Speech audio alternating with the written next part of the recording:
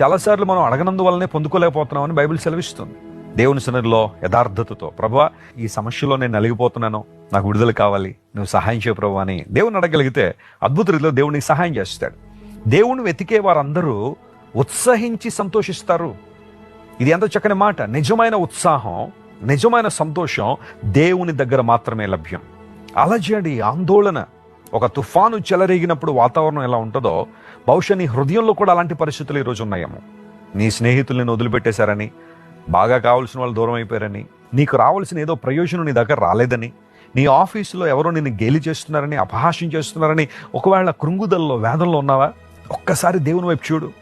నీ కోసం ప్రాణం పెట్టిన యేసయ్య, నీకోసం మరణాన్ని జయించి తిరిగి లేచిన దేవుడు, నీకోసం మరలా తిరిగి వస్తానని వాగ్దానం చేసిన దేవుడు, పరలోక రాజ్యంలో మనకు స్థలము సిద్ధపరుస్తున్నానని వాగ్దానం చేసిన మన దేవుడు, అన్ని విషయాల్లో మన గురించి ఆలోచన చేస్తూ మన నిమిత్తం చింతిస్తున్న దేవుడు, అనగా మన నిమిత్తం ఆలోచన చేస్తున్న దేవుడు మనకున్నప్పుడు మనం ఎందుకు కృంగిపోవాలి? మనం ఎందుకు